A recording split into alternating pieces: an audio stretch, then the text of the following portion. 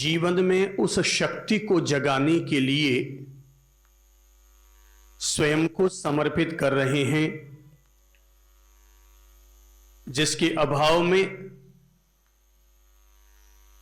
व्यक्ति सक्षम होते हुए भी अपने आप को अक्षम बना बैठता है। भरपूर पुंसत्व होते हुए भी अपने आप को नपुंसक बना बैठता है। परमात्मा की शक्ति हमारे साथ होते हुए भी व्यक्ति अपने आप को पशु से भी ज्यादा निष्क्रिय बना बैठता है। और वो चीज है व्यक्ति के अपने जीवन में पलने वाला आलस्य। क्या है शब्द पहले बोल लो? आलस्य, लेजीनेस। इस एक समस्या के चलते हमारे जीवन में और 100 समस्याएं खड़ी हो जाती हैं। क्या कोई ऐसा भी रास्ता है जिस रास्ते से व्यक्ति अपने जीवन की 101 समस्याओं का समाधान पा सके? तो मैं कहूंगा, जो व्यक्ति अपने जीवन से केवल एक आलस्य को छोड़ने के लिए तैयार हो जाएगा, वो अपने जीवन की 101 समस्याओं का समाधान पा लेगा। आप चाहे विद्यार्थी हैं तब भी, व्यापारी हैं तब भी, साधनारत पुरुष हैं तब भी, और राजनीति खेलने वाले व्यक्ति हैं तब भी, जीवन के हर क्षेत्र में जो भी व्यक्ति आगे नहीं बढ़ पाया, जैसे नौका के लंगर न खुले तो नौका आगे नहीं बढ़ पाती है, वैसे ही इंसान के पांव जिस जंजीर से बंधे हुए हैं, जिसके कारण व्यक्ति आगे नहीं बढ़ पाता है, वो है व्यक्ति का अपना आलस्य। यदि कोई विद्यार्थी गोल्ड मेडलिस्ट पास होता है तो इसका मतलब यह हुआ उसने एक चीज पर हमेशा अपना नियंत्रण रखा, और वो चीज थी आलस्य। और जो लोग फर्स्ट से नीचे आए सेकंड, सेकंड से नीचे आए थर्ड, थर्ड से नीचे धक्का मार मार के पास हुए या फेल हुए, उन्होंने उतना उतना प्रतिशत आलस्य खाया है। एक बात तय है, बॉडी पर जितना क्रीम लगाओगे बॉडी उतनी ही तो चमकेगी। तो ऐसे ही जिसने जितना पुरुषार्थ किया है उस व्यक्ति को उतना ही तो परिणाम मिलेगा। जो व्यक्ति अपने 24 घंटे में से 18 घंटे काम करता है वो व्यक्ति उतनी ऊंचाई हासिल करता है, और जो व्यक्ति 24 घंटे में से 4 घंटे भी काम नहीं करता उसको उतना ही प्रतिशत लाभ मिलने वाला है। दुनिया में हमने ये तो सुना है कि कोई एक ऐसे भगवान हुए जो चितचोर थे, कोई एक ऐसे भगवान भी हुए जो माखन चोर थे, पर हम ऐसे भगवान हुए जो कामचोर हुए। चितचोर व्यक्ति ऊंचाई हासिल करेगा, माखन चोर व्यक्ति ऊंचाई हासिल करेगा, पर कामचोर, एक नंबर का आलसी, और उस एक आलसी के चलते कामचोर आदमी कभी भी अपना भाग्योदय नहीं कर सकता। इसलिए आलस्य का पहला दुष्परिणाम यह है कि आलस्य आदमी के भाग्य को हानि पहुंचाता है।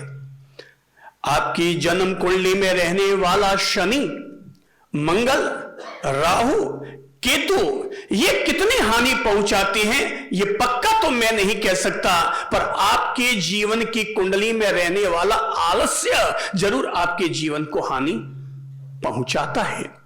इसलिए आज ये बात ठान लो कि शनि आसमान में नहीं होता, शनि आदमी का आलस्य है, जिस पर जितना ढाया पांचा साती जैसा जिस पर आलस्य का शनि चढ़ा हुआ है उसको उतना उतना प्रतिशत नुकसान होने वाला है। क्या आपने नहीं सुना कि निकले थे कभी शिव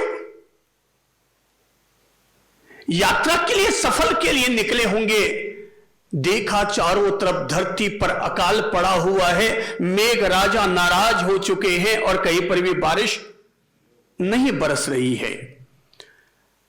सब लोग सुस्त पड़े हैं, आलसी पड़े हैं, अपने अपने घरों के बाहर, झोंपड़ियों के बाहर भगवान के आगे हाथ जोड़े प्रार्थना करते हैं, मेघ राजा बरसो, मेघ राजा बरसो, मेघ राजा बरसो। पर उसी दौरान देख रहे हैं कि खेत में एक अकेला किसान ऐसा है जो खेत में अपना हल चला रहा है।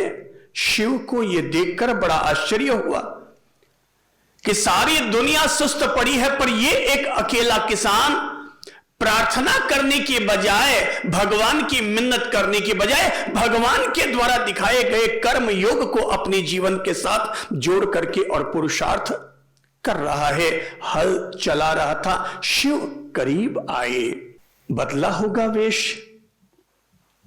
भगवान कभी भी अपने मूल रूप में तो किसी के सामने आते नहीं हैं, कोई ना कोई अपना रूप रूपाए बदलकर लोगों के सामने आते हैं, परीक्षाएं लेते हैं, और जो परीक्षा में पास हो गया उसको गोल्ड मेडल देकर के आगे बढ़ जाते हैं। तो शिव ने उनसे पूछा, ऐ भाई, क्या तुझे पता नहीं है क्या कि 12 वर्ष का अकाल पड़ा हुआ है और ये पूरा 12वां वर्ष चल रहा है, और तू है जो खेत जोत रहा है? क्या तुझे पता नहीं है कि अकाल पड़ा हुआ है? बोले, महाशय, ये तो पता है कि अकाल पड़ा हुआ है, पर फिर भी मैं अपना कर्म करना नहीं छोड़ता हूं। हर वर्ष जैसे ही चातुर्मास का समय करीब आता है, मैं अपना हल चलाना शुरू कर देता हूं। बोले, बिना बारिश के हल चला कर भी क्या कर लोगे? बोले, बारिश बरसना कि ना बरसना ये ऊपर वाले का काम है, पर हल चलाना कि ना चलाना ये मेरा काम है। और मैं नहीं चाहता कि अगर मैंने हल चलाना बंद कर दिया और कभी अगर बारिश आ गई तो बारिश का पानी व्यर्थ चला जाएगा। इसलिए न तो मैं अपने हल के जंग लगने दे रहा हूं और न अपने आप के जंग लगने दे रहा हूं। काम करना मेरा काम है और इसीलिए मैं काम करता हूं, मैं कामचोर नहीं हूं।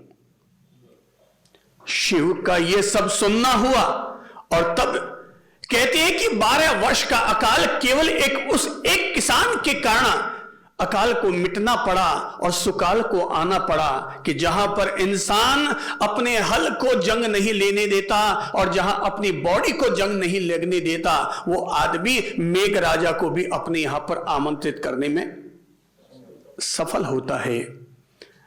पिछड़ा हुआ कौन है? वो नहीं जिसकी जाति पिछड़ी हुई है, पिछड़ा हुआ वो है जो आदमी काम नहीं करता है, जो काम चोर है, जो निकम्मा पड़ा रहता है, जो दिन भर बैठे ठाले अपना टाइम पास करता रहता है।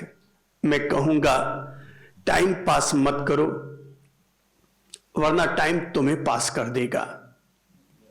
टाइम का सार्थक उपयोग करो। 24 घंटे को हम 25 घंटे तो नहीं बना सकते। भगवान ने, प्रकृति और परमात्मा ने सबके लिए 24 घंटे एक जैसे दिए हैं।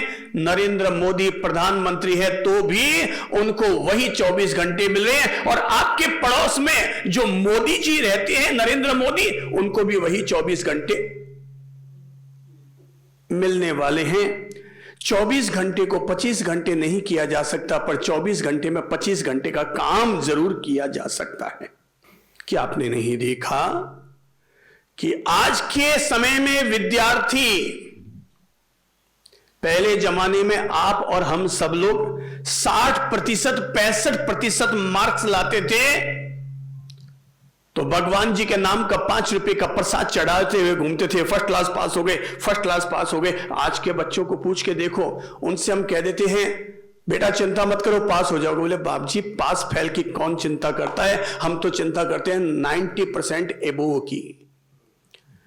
90% से ऊपर मार्क्स कैसे आ सकते हैं, हम केवल इस बात की चिंता करते हैं। पास फेल के तो अब जमाना खत्म हो गया, कौन चिंता करता है? इसका मतलब यह हुआ कि हमने जो अपना समय लगा करके केवल 60% मार्क्स लाए थे, आज हमारे आने वाली पीढ़ी उसी समय का उपयोग करते हुए 90% से भी ऊपर नंबर लेकर के आ रहे हैं। और आज की तारीख में पूरे देश और दुनिया में 90% से ऊपर नंबर लाने वाले हर वर्ष लाखों लाख बच्चे होते हैं, और हमारे अतीत के जमाने में गिने चुने लोग 90% तक पहुंच पाते थे। यानी 24 घंटे में वो 25 घंटे का काम करके निकालते हैं। फिर भी कई लोग पिछड़ क्यों जाते हैं? तो अब मैं वो राज बताऊंगा कि फिर भी लोग पिछड़ क्यों जाते हैं। कॉलेज से निकलने के बाद किसी भी व्यक्ति को याद नहीं होगा कि कॉलेज से निकलने के बाद वो उसके बाद कभी 2 घंटा भी पढ़ा हो।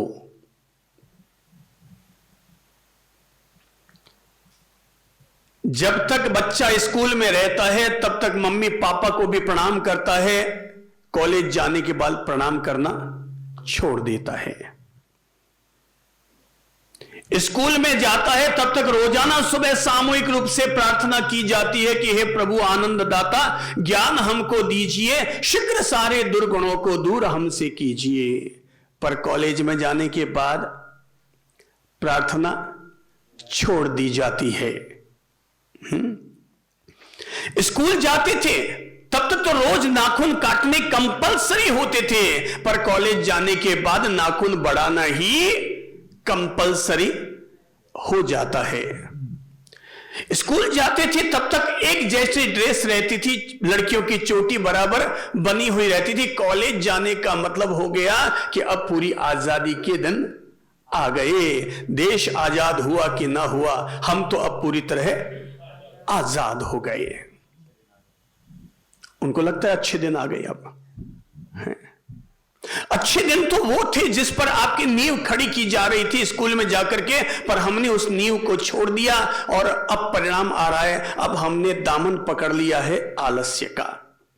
और कॉलेज से निकलने के बाद तो, खास तौर पर शादी हो जाने के बाद तो, न मम्मी पापा को प्रणाम करना याद आता है, न सुबह 6 बजे उठना याद आता है।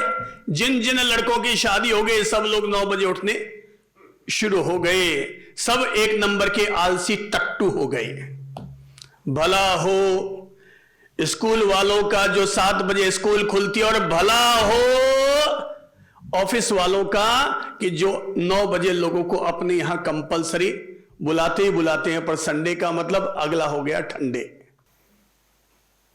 मेरी समझ से चाहे मैं हूं चाहे आप हो, कोई भी क्यों ना हो, कोई भी व्यक्ति अगर एक चीज को अपने जीवन से, जैसे माथे में दादी सा के जूं पड़ जाए तो दादी सा उसको निकालते हैं माथे के बालों में से, वैसे ही इंसान को अपने जीवन में से आलस्य की जूं को निकालकर बाहर कर देना चाहिए। आप चाहे 80 साल के हैं चाहे 8 साल के हैं, आपका जीवन अभी भी उपयोगी है। आप अभी भी कुछ कर सकते हैं। जब तक ईश्वर हमें सांस देता है, जीवन का अवश्य कोई न कोई सार्थक और सफल परिणाम निकालते रहो। आदमी कभी बूढ़ा नहीं होता है।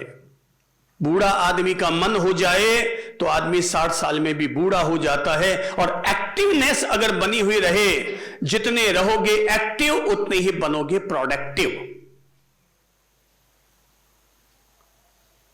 और जैसे ही लेजीनेस आ जाएगा, आलस्य आ जाएगा, तो परिणाम होगा ठन ठन पाल, मदन गोपाल। पत्नी को भी अपने पति से कहना पड़ेगा थोड़ा 500 रुपया देना, तो पिता को भी अपने बेटे से कहना पड़ेगा बेटा 500 रुपया देना तो। पर जो लोग एक्टिव और प्रोडक्टिव होते हैं उन्हें किसी से मांगने की जरूरत नहीं पड़ती, वो औरों को देने में समर्थ होते हैं। इसलिए चाहे आप स्त्री हो या पुरुष, युवक हो या युवती, हम में से हर कोई व्यक्ति इतना समर्थ होता है जो आत्मनिर्भर बनकर अपने पांवों पर खड़े होकर के अपने जीवन को जी सकता है।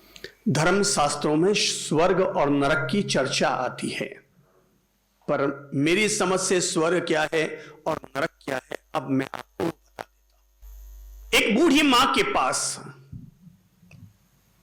यमराज आए, यमदूत आए और आकर कहने लगे बूढ़ी अम्मा चलो। बोले कहां चलना है? बोले ऊपर चलना है। अम्मा स्वयं भगवान ने तेरे लिए पैगाम भेजा है और कहा है कि इस अम्मा ने बहुत धर्म कर्म किया है, बहुत अच्छे काम किए हैं, बड़ा प्रभु भजन किया है, नमो अरिहंताणम की भी खूब मालाएं फेरी है, चलो हम तुझे भगवान के पास ले जाने के लिए आए हैं। बूढ़ी अम्मा ने कहा चलो अपन तो तैयार हैं। प्रभु अगर जीवन देता है तो जीवन का सार्थक उपयोग कर रहे हैं, प्रभु ऊपर बुला रहा है तो ऊपर चलने को तैयार है। बोले आ जाओ। बूढ़ी अम्मा को यमदूत ने साथ में लिया तो बूढ़ी अम्मा ने कहा, भाई तू मुझे ले जा रहा है, पर एक बात मुझे बता दे ले जाने से पहले कि तू मुझे स्वर्ग ले जाएगा कि नरक। बोले अम्मा तूने बहुत अच्छे कर्म किए, तुझे स्वर्ग और नरक दोनों से भी ऊपर बैकुंठ लोक में लेकर के जाएंगे। बैकुंठ लोक में लेके जाएगा वो बात तो ठीक है, पर मैंने तो जीवन भर केवल स्वर्ग और नरक की बात सुनी है। ये स्वर्ग और नरक क्या होता है? बोले अम्मा तुम जब ऊपर चलोगे ना सिद्धशिला की तरफ, बैकुंठ धाम की तरफ, तो उससे पहले स्वर्ग और नरक आता है। तुम्हारी अगर इच्छा हो तो हम तुम्हें स्वर्ग और नरक भी दिखा देंगे। बोले चलो, समझिएगा क्या है स्वर्ग और क्या है नरक। तो बूढ़ी अम्मा को लेकर के वो निकल पड़ा। सबसे पहले आया नरक। नरक से होकर के रास्ता निकल रहा था आगे। तो नरक पहुंचे तो देखे लोग वहां सब सोए पड़े हैं, उठने बैठने की भी उनमें ताकत नहीं है। चेहरे और शरीर पर झुर्रियां आई हुई हैं। कोई धूप खा रहा है, कोई सहारा लेकर बैठा है, कोई पेड़ की छांव में बैठा है, कोई तपिश खा रहा है। तो बूढ़ी अम्मा ने पूछा ये लोग इतने सुस्त सुस्त क्यों पड़े नरक में? बोले अम्मा ये सब लोग भूखे हैं, इनको यहां खाने पीने को नहीं मिलता, इसलिए ये लोग ऐसे सुस्त हालत में पड़े हैं। तो तभी बूढ़ी अम्मा की नजर सामने एक बहुत बड़े तपेले पर पड़ी। वो तपेला 100 फुट ऊंचा। बूढ़ी अम्मा ने किसी आदमी से वहां पूछा, नारकीय जीव से, भाई ये क्या है? बोले इसमें खीर पक रही है, खीर। तो बोले तुम लोग कहते हो कि यहां सब भूखे मर रहे हैं, तो खीर खा क्यों नहीं लेते? बोले अम्मा दिखाई नहीं देता, ये 100 फुट ऊंचा पतीला, हमारा साइज है 5.5 फुट का, अब भला हम इस पर से खीर निकाल के कैसे खा सकते हैं? इसलिए हम सब लोग भूखे मर रहे हैं। बूढ़ी अम्मा ने सोचा हो सकता है इनके भाग्य में ही ऐसा होगा, नरक में ऐसा दुख रहता होगा, लोगों को ऐसा भूखे रहना पड़ता होगा, इनके नसीब की बात। यमदूत ने कहा अम्मा आगे चलो। आगे बढ़ के स्वर्ग में पहुंचे। वहां देखा सब लोग बड़े खुशहाल हैं, मस्त हैं, कोई नृत्य कर रहा है, कोई आनंद विभोर है, कोई मस्ती ले रहा है, कोई प्रभु भक्ति कर रहा है, और सब लोग तृप्त हैं, सबके चेहरे पर चमक है। तो बूढ़ी अम्मा ने पूछा यहां के लोग इतने खुश कैसे हैं? बोले अम्मा यहां कोई तकलीफ नहीं है, यहां भरपूर खाने पीने को मिलता है, कोई तकलीफ नहीं है। बोले क्या तुम लोगों को यहां खाना मिलता है? बोले भरपूर मिलता है, ये देखो ना सामने तपेला, आपको दिखाई नहीं देता इतना बड़ा तपेला? तो अम्मा ने देखा जैसा खाने का तपेला नरक में था वैसा ही खाने का तपेला स्वर्ग में है, वो भी 100 फुट ऊंचा। अम्मा ने पूछा वहां के लोग तो भूखे मर रहे हैं, स्वर्ग के एक स्वर्गीय जीव से पूछा भाई आप लोग यहां भूखे नहीं मरते? बोले नहीं अम्मा खूब है खाने के लिए। तो बोले कि वहां के लोगों को खाने को नहीं मिल रहा है, यहां के लोगों को खाने को मिल रहा है, तुम कैसे चढ़ जाते हो वहां तक? बोले अम्मा यहां पर खूब पेड़ पौधे हैं, जैसे ही हम लोगों को लगा कि तपेला बहुत ऊंचा है, हमने झट से सूखी सूखी लकड़ियां काटी, उसकी सीढ़ी बनाई और आराम से तपेले पर रोज चढ़ते हैं और खीर का आचमन करते हैं, खीर ग्रहण करते हैं। यहां पर आराम से सीढ़ी, अच्छी सी हमने सीढ़ी बना ली, इसलिए भरपेट खाने को मिल जाता है। अम्मा को लगा ओ तो अब मुझे बात समझ में आई कि किसे कहते हैं नरक और किसे कहते हैं स्वर्ग। जहां पर लोग आलसी बन करके पड़े रहते हैं उसका नाम है नरक, पर जहां पर लोग जरूरत पड़ने पर अगर सीढ़ी भी बनानी पड़े तो सीढ़ी भी ऊपर बना करके और अपना पुरुषार्थ करेंगे, इसी का नाम है स्वर्ग। उद्यम ही स्वर्ग है और आलस्य ही नरक है। ऐसा नहीं कि मरने के बाद स्वर्ग और नरक है, जो आज भी उद्यम करते हैं, पुरुषार्थ करते हैं, उनके लिए आज भी स्वर्ग है, और जो निकम्मे पड़े रहते हैं कामचोर बने हुए, उनके लिए यहां धरती पर ही नरक है। नारकीय जीव भी धरती पर ही रहते हैं और स्वर्गीय जीव भी धरती पर ही रहते हैं। जो आगे बढ़े हैं उन्होंने पुरुषार्थ किया, जो अभी भी चेहरा लटका के पड़े हैं वो आलसी जीव यहीं के यहीं पिछड़े जाति से नहीं होते। पिछड़ा आदमी अपने कर्म से हुआ करता है। कर्म ही कल्प वृक्ष होता है और कर्म ही कामधेनु होता है।